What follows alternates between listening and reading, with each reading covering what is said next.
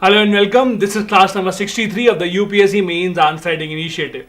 I really hope that if you are one of those who have qualified this year's prelims, then you are putting all your efforts into answer writing. Even if you did not clear the prelims this time around, answer writing is extremely important. Please do give it enough time even for the next year.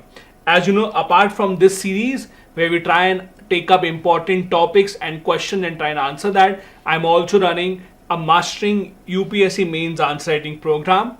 Now, initially, I thought I'll start this program on the 10th of July, but many people started before that, and many people want to start after a few days. So, what I've done is, listening to all the requests, I have kept this program open throughout the entire year. Means you can join this program whenever you want. It's a one-on-one program, one-on-one guidance, so you don't need to be in any batch. It's a 20-week long program. You can join it now.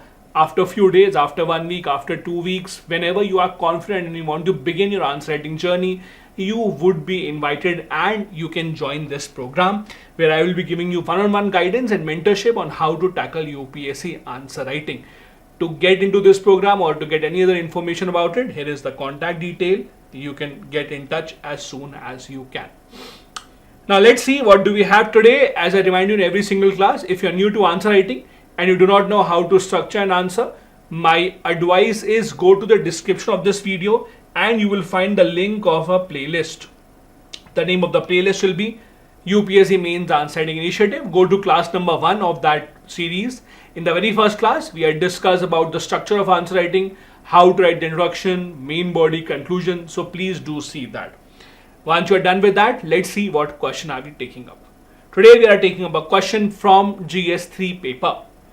Assess the potential of nuclear power as a clean and sustainable energy option for India, including an analysis of the challenges it presents.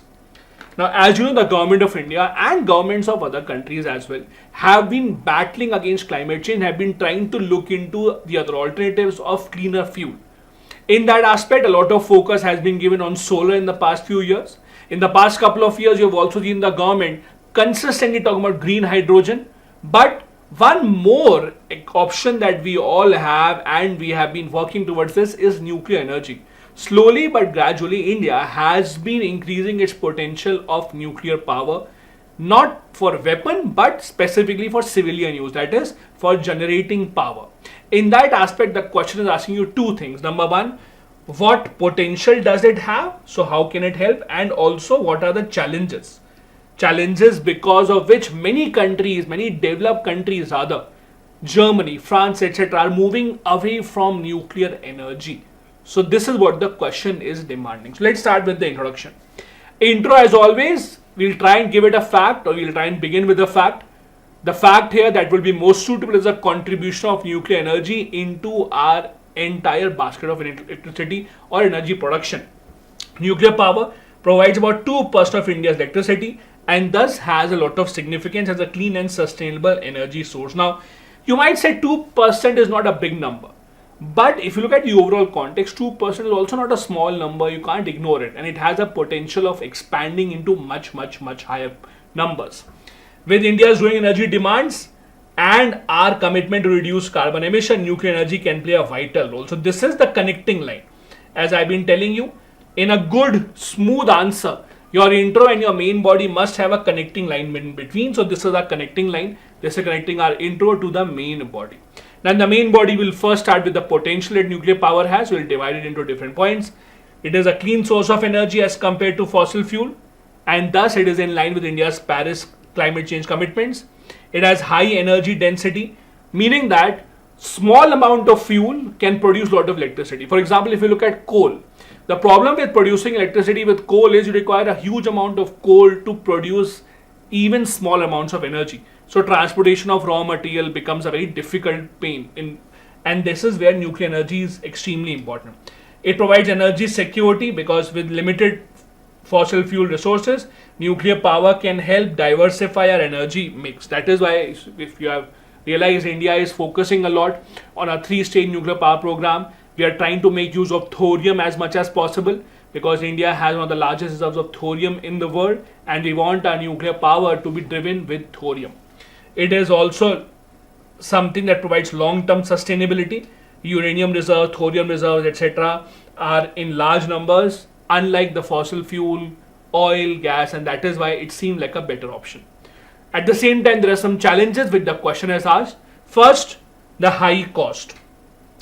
If you look at a lot of nuclear power plants in India, most of them are facing delays, most of them are running behind deadlines, and the cost also has increased significantly. This is also because we are dependent on countries such as Russia, France, Japan for their collaboration. That increases the cost and that brings in the delay. There are safety concerns, thankfully not in India, but in other places around the world we have seen nuclear disasters and how bad they can be. The Fukushima nuclear disaster that got initiated because of the tsunami. Then you all would have seen the Chernobyl documentary come web series that is available. All of that indicates how bad the nuclear disaster can be. That is why even many developed countries are moving away from this source.